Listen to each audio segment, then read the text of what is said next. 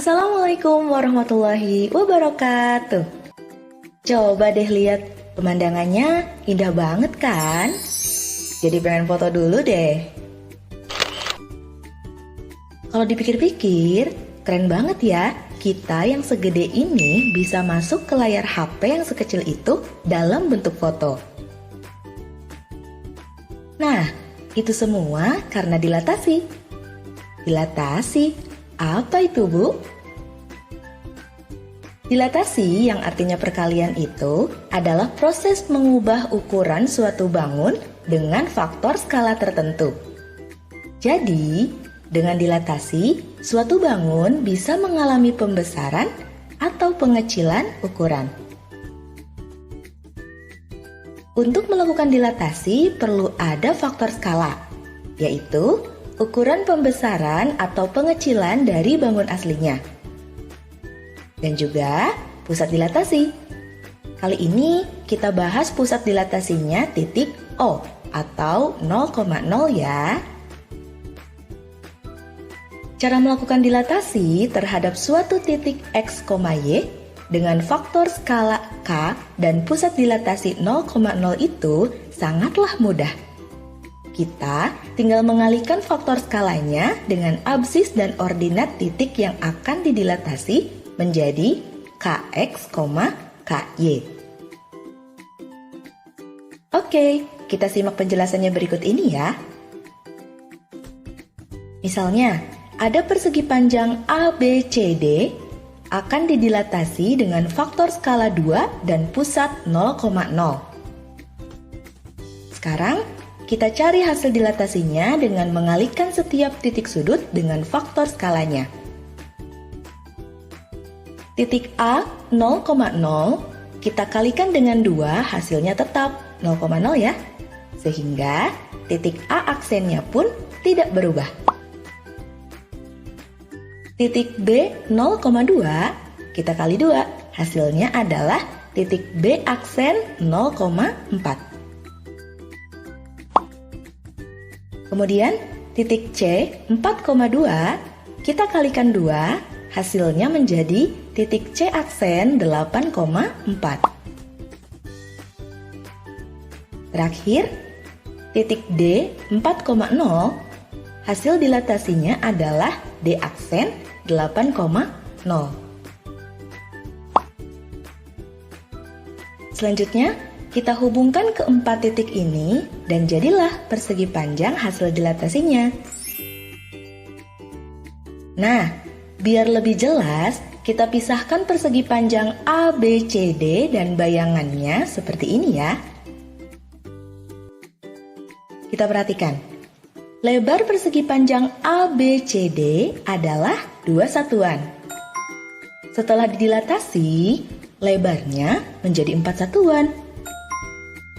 Begitu juga dengan panjangnya.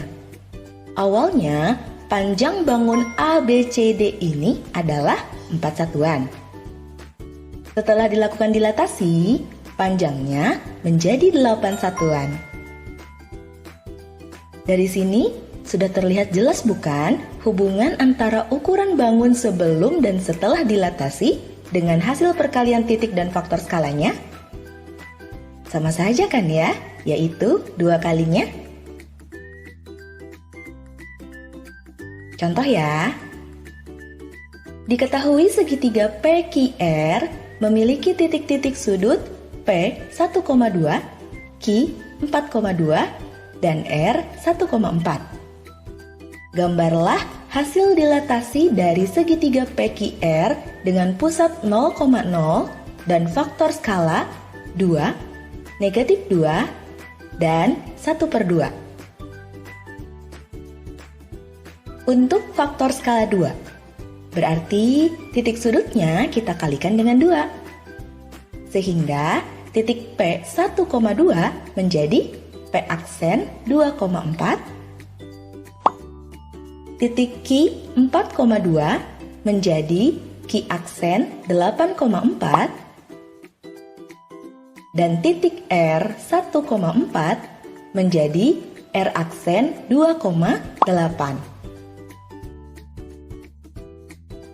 Kita hubungkan ketiga titiknya dan jadilah segitiga P aksen, Q aksen, R aksen ini sebagai hasil dilatasinya. Kemudian, untuk faktor skala negatif 2, artinya kita kalikan titiknya dengan negatif 2. Titik P 1,2 dikalikan negatif 2 menjadi negatif 2, negatif 4. Titik Q 4,2 menjadi negatif 8, negatif 4. Dan titik R 1,4 menjadi negatif 2, negatif 8. Kita hubungkan lagi titiknya. Nah, beginilah hasil dilatasi segitiga PQR dengan faktor skala negatif 2.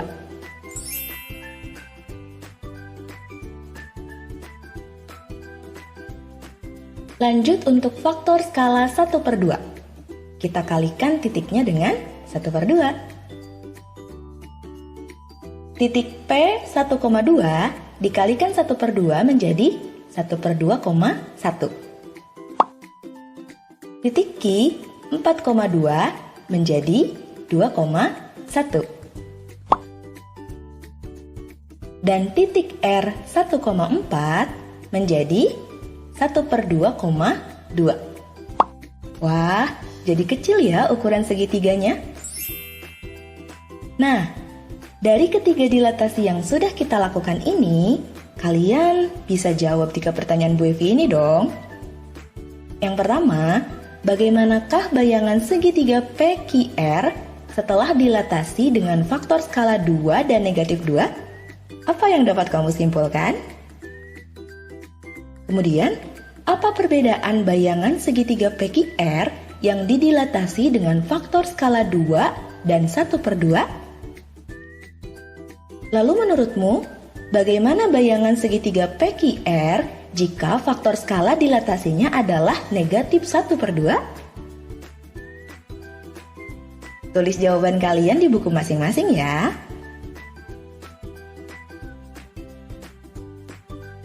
Selanjutnya, ini ada segitiga K aksen, L aksen, M aksen yang merupakan hasil dilatasi segitiga KLM dengan faktor skala tertentu dan berpusat di titik O.